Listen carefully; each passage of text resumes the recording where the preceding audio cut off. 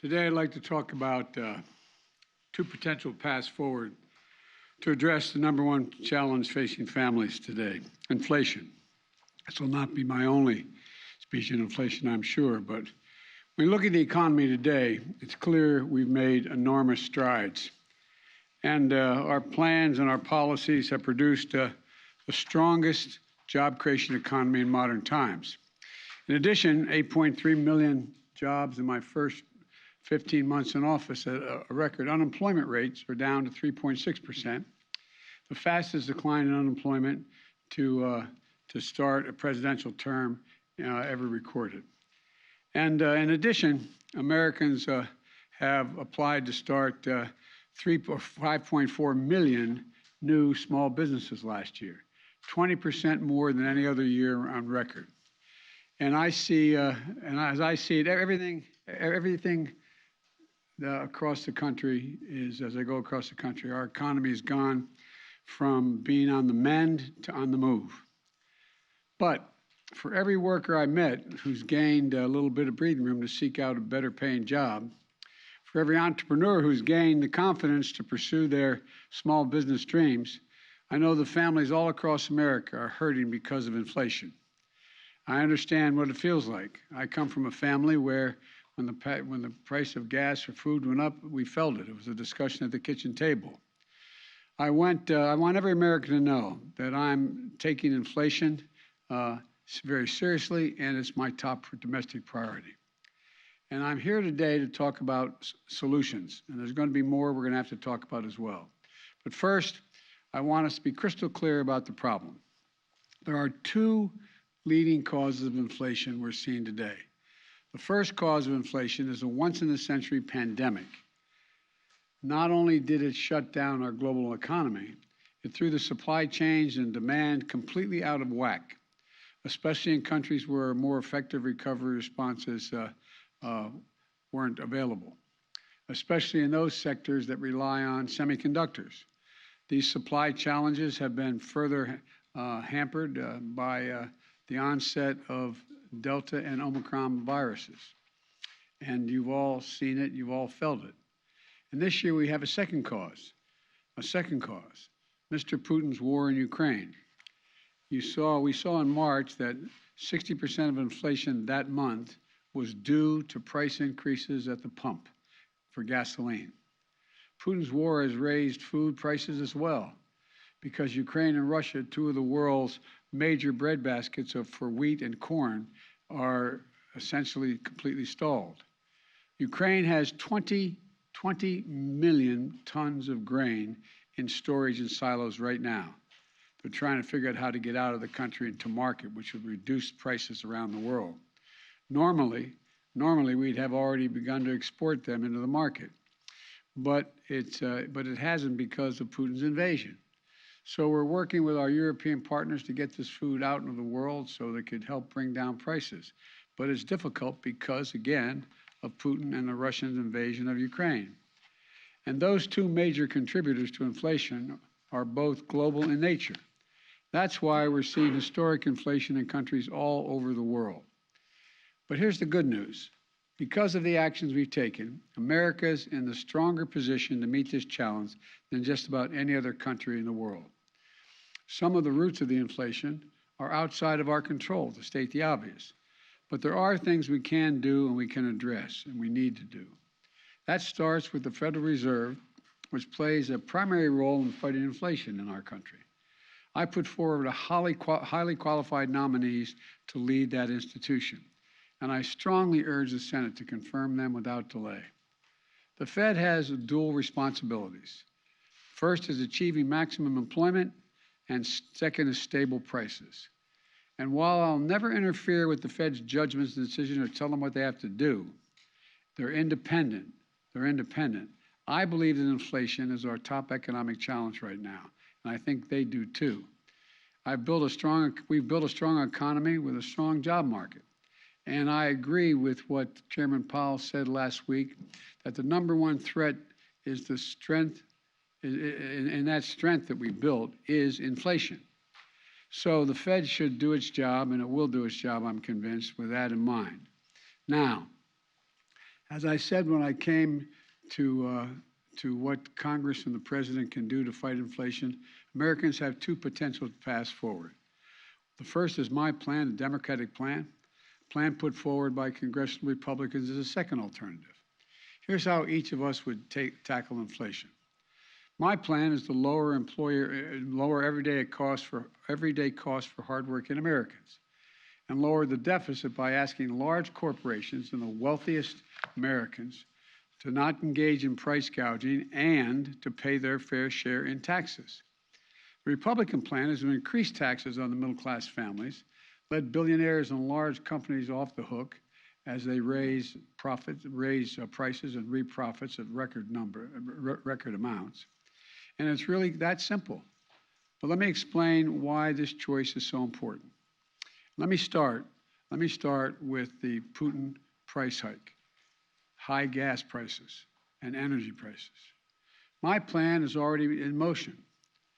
I led the world and other countries to join with us to coordinate the largest release of oil from our stockpiles of all the countries in history, 240 million barrels to boost global supply.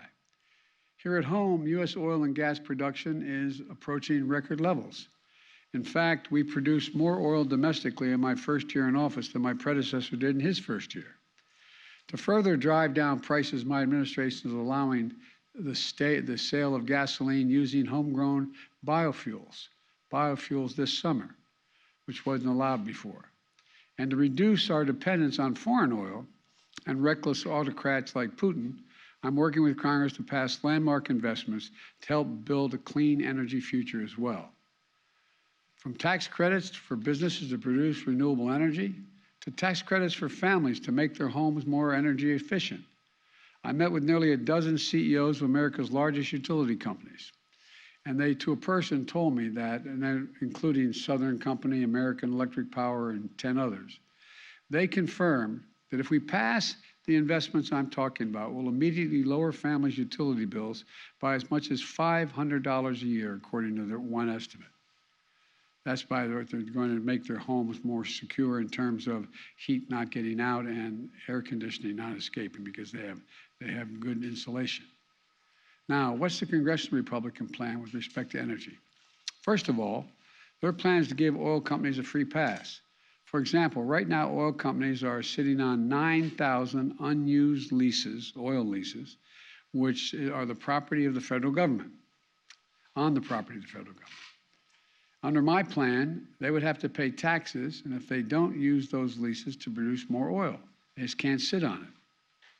Unlike under the Republican plan, they'd be allowed to continue to sit on this land without producing while shipping record profits back to their investors. The fact is, the average cost of a barrel of oil has been steady for weeks. So why do gas prices keep going up so high? Republicans have offered plenty of blame, but not a single solution to actually bring down the energy prices.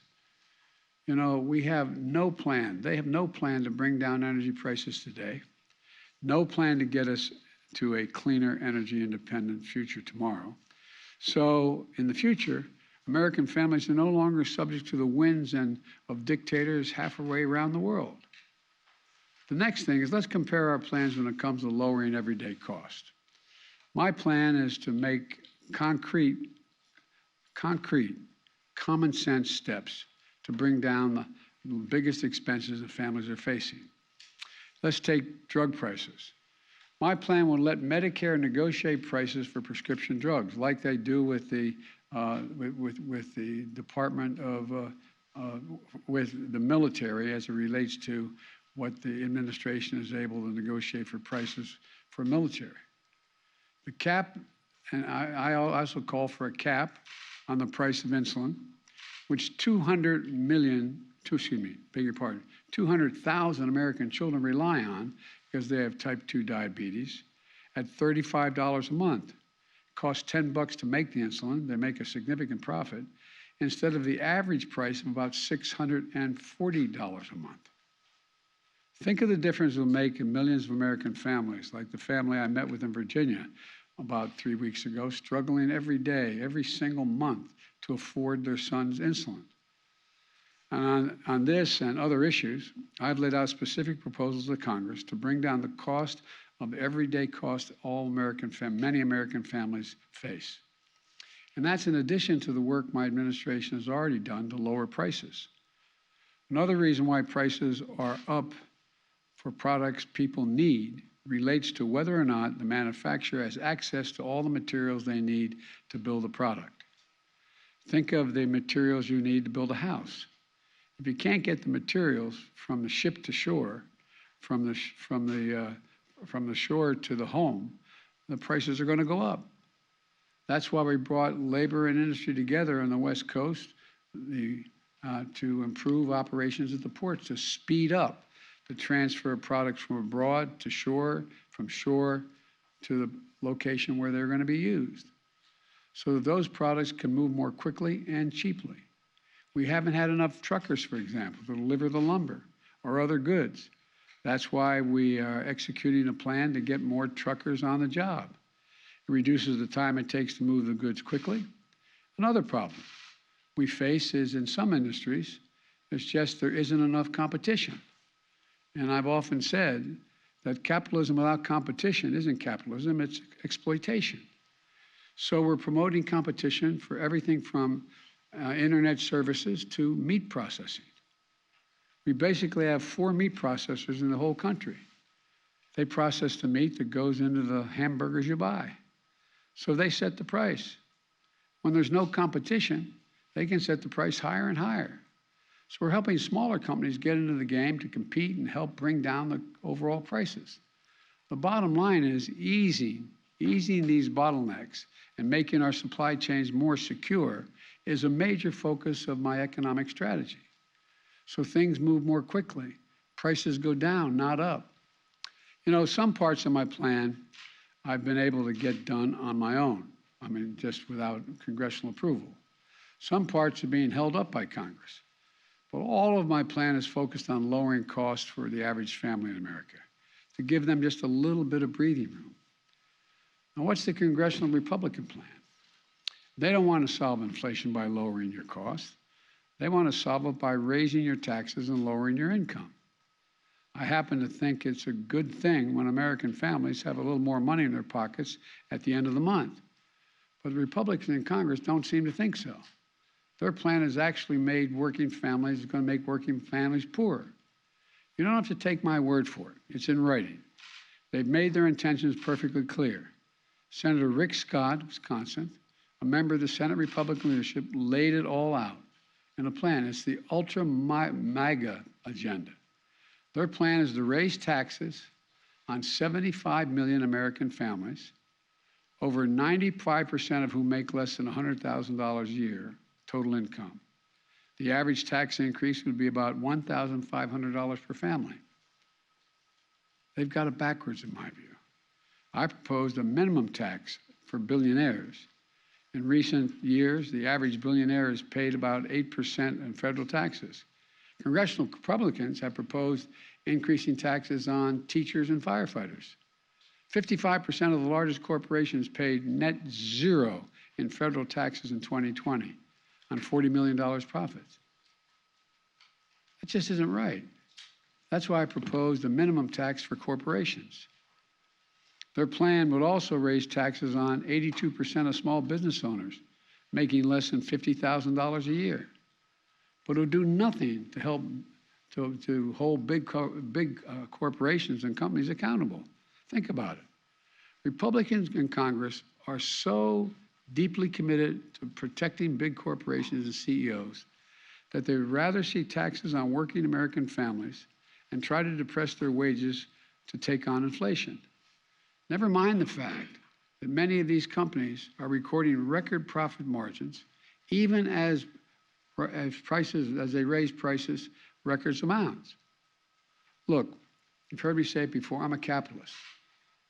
I'm not out to punish anybody. I have no problem with companies getting and generating reasonable profits. But in this moment of peril, with the war overseas and inflation surging around the world, the last thing we should be thinking about is rewarding companies for exploiting the situation. While families struggle to pay their bills, some corporate executives are on earnings calls with investors on Wall Street cheering their record profits and explain how they're using this period of inflation to cover the rise in prices far beyond what they need to do to cover their costs. And all this time, they're not even paying for a fair share of taxes in the first place. You want to bring down inflation? Let's make sure the wealthiest corporations pay their fair share.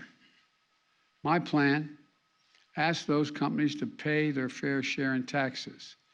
Congressional Republican plan, let them off scot-free. And if you weren't extreme enough in the Congressional Republican agenda, they put it in writing.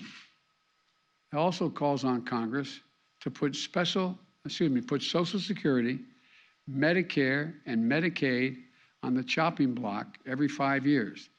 Now, if I hadn't seen it in writing, I think somebody's making this up. But their proposal is every 5 years, all those programs would cease unless they're re-voted, that the Congress comes along and says, yeah, we want to keep these plans, affirmatively voting for them. Well, imagine the changes that are going to take place then, man. Imagine all the bargaining that's going to take place. You Democrats want to maintain Social Security, you got to give up such and such. Look, I want to give Medicare the power to negotiate drug prices and make it stronger and lower your cost. Republicans kind of want to make, and Congress want to make Medicare's very existence up for vote over and over again, along with Social Security and Medicaid. Really, ask yourself, how well are we going to sleep at night knowing that every 5 years, MAGA Republicans, if they're still the Republican, this, as I said, this is not your father's Republican Party. If we're going to have to vote on whether you will have Social Security, Medicare, Medicaid, and what amounts you'll have in each of those programs. You know what they're likely to do? Use them as hostages every 5 years to get their way on other things. Think about it. Give us another tax cut for billionaires or Social Security gets it. Stop investing in clean energy, or we're gonna kiss your Medicare goodbye. It's outrageous. It's outrageous. I can't believe that the majority of the Republicans buy onto Scott's plan, but that's a plan in writing, and he's in the leadership. Finally, let's do one more comparison. Let's compare our two plans when it comes to the deficit. Republicans love to attack me as a big spender, as if that's the reason why inflation's gone up. Let's compare the facts. Under my predecessor, the deficit exploded, rising every single year on the Republicans.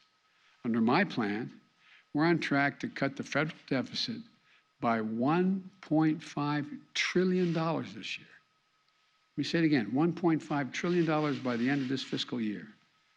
The biggest one-year decline in all of history for America. That's in addition to last year, we cut the budget $350 billion.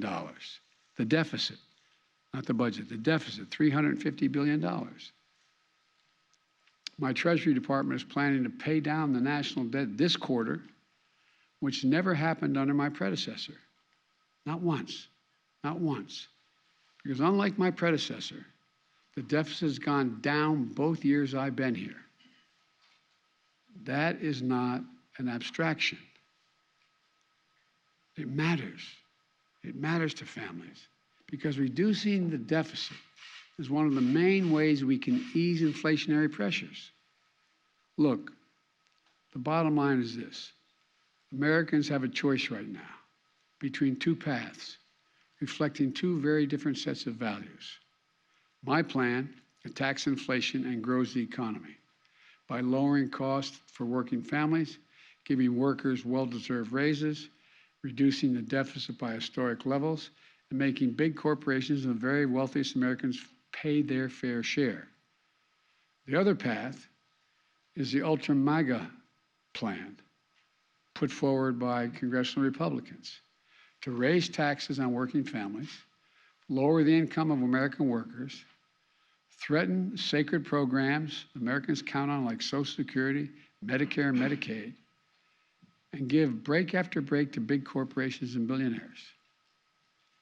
just like they did the last time they were in power, when their top priority was the reckless $2 trillion tax cut, majority of that going to the very wealthiest Americans, which ballooned the deficit and not a penny of it was paid for.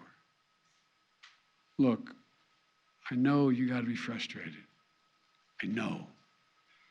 I can taste it. Frustrated by high prices, by gridlock in Congress, by the time it takes to get anything done. Believe me, I understand the frustration. But the fact is, congressional Republicans, not all of them, but the mega Republicans are counting on you to be as frustrated by the pace of progress, which they've done everything they can to slow down, that will hand power over to them and so they can enact their extreme agenda.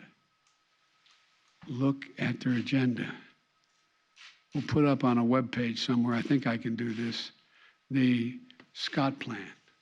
It's in writing. We need a government focused on what families actually need. So I urge all Americans to think about the path I've laid forward. We're going to have to do more beyond what I laid forward.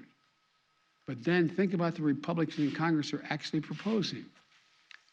Which path is right for you and for your family, and quite frankly, for America? Let's build on the extraordinary process and progress we've made instead of tearing it down. Let's focus on what matters. This really matters to average Americans. I want to thank you all. God bless you, and may God protect our troops. Mr. President, will you drop President Trump's China tariffs? Mr. President, If you're going to ask me about what I spoke about, I'll try to. Mr. President, why do you believe so many Americans believe that your administration is not doing enough to combat inflation? And do you believe that you and your administration bear some measure of responsibility for the inflation that we're seeing across the country? First is we're in power. That's the first thing. And you justifiably right, we control all three branches of the government. Well, we don't really. We have 50-50 in the Senate. You need 60 votes to get major things done. I've been pushing the things I've been proposing here. You've heard me speak to today since I got in office. And I need to get 60 votes to be able to even pass them, number one. Number two, I think that, they're not focused. All they're focused on, understandably, is the problem they're facing. They get a 5.5% raise, an average raise in their salaries, and yet inflation exceeds that. And they look around the world, and they know that a lot of it's extremely complicated. And so they're frustrated, and I don't blame them. I really don't blame them. There's a lot we have to do. But you know as well, I shouldn't say you, I think what I have to do is explain in simple, straightforward language what's going on. Like, the reason why 30% of the inflation last year is because automobiles cost more. Why'd they cost more? They couldn't get the computer chips to make them. People were making a lot more money. They wanted to buy the automobiles. They couldn't buy them because the costs went up so high because there were so few of them. The same way this year. The reason why prices are up. They understand, but they don't. Look, most people, the vast majority of Americans are hoping that their government just takes care of the problem and they don't have to think about it in detail at the kitchen table or at the dinner table. And that's understandable no matter what their background. But right now, it's confusing. There's a war in Ukraine and they're scratching their heads like, what the heck is Russia doing? Should we be helping? They think we should be helping the innocent Ukrainians. But what impact does that have? Do you think the average person, whether they have a PhD or they have any other job, sits and thinks, wow, there's thousands of tons of grain in elevators in Ukraine. They can't get out. And Ukraine's one of the biggest producers of corn and wheat. I wonder whether that's the reason my prices are up. Do you take any responsibility for the inflation in this country? Do you take any responsibility for your policies? I think our policies help, not hurt. Think about what they say.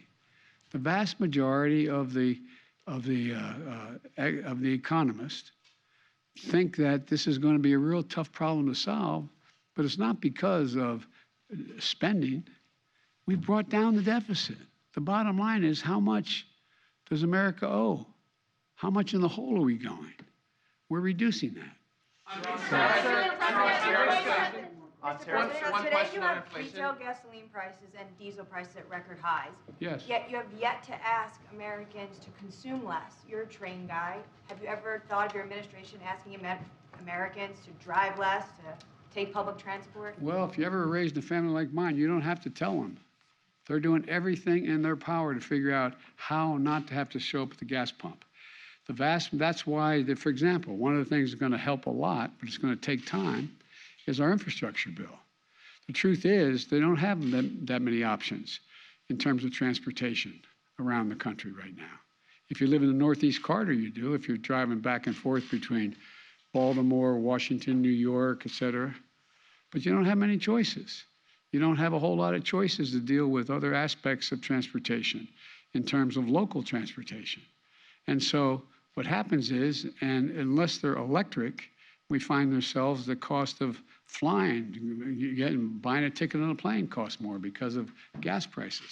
So this is a process. But it's a process that I've been consistent about, wanting to lower prices and shift to renewable energy so we're not as dependent. I have conversations almost every day. Well, that's an exaggeration. At least twice a week with one of my European counterparts, heads of state, on how can we help them, in fact, wean themselves off of Russian oil because they're so totally dependent. So we're working like the devil to help them transition, because as long as Russia's able to make money selling oil, they're going to continue to be able to do the bad things they're doing. So there's a lot. It's really complicated. I'm not suggesting American people can't understand it. They understand it, but they have, they're working 8-10 hours a day just to put food on the table. And so I think what's happened is we have, in a sense, I never expected, let me say this carefully. I never expected the ultra MAGA Republicans who seem to control the Republican Party now to have been able to control the Republican Party. I never anticipated that happening. Will you drop Trump's China tariffs? Mr. President, a year ago, the administration was saying that inflation was transitory. That's obviously not the case now. How long do you think it will be until we see prices coming down? I'm not going to predict that. It ranges depending on which economists you're talking to by the end of this year, and some say it's going to increase next year. But there's others say by the end of this year you're going to see it come down, by the calendar year. I don't know, but I know what we have to do to make sure that we can bring it down. China tariffs? Will you drop Trump's China tariffs? Do you support any restrictions on abortion, or what limits do you believe I'm there not should going be? to As respond the to anything Senate is because I want the story to be about inflation. I'll talk China about tariffs? You called out Mr. Rick President? Scott. You called out Rick Scott a little while ago in your remarks. Earlier today, anticipating your remarks, he said, and I'm just quoting here, that the best thing, the most effective thing Joe Biden can do to solve the inflation crisis he created is resign. He's the problem. resign. That's a good idea. The senator added later, Joe Biden is unwell, he's unfit for office, he's incoherent, incapacitated, and confused. These are his words. Offering him a chance to respond to that. I think the man has a problem. Let's wrap this up. Will you drop former President Trump's China tariffs? We're discussing that right now. We're looking at what would have the most To positive lower them or impact. to erase them? No, I didn't say that. I'm asking. I'm telling you, we're discussing it, and no decision's been made on it. Mr. Thank you all very much. That's enough. Thank you. Thank you, Mr. guys. President, That's a how wrap. long should Americans be Thank you prepared to all. pay this much at the pump?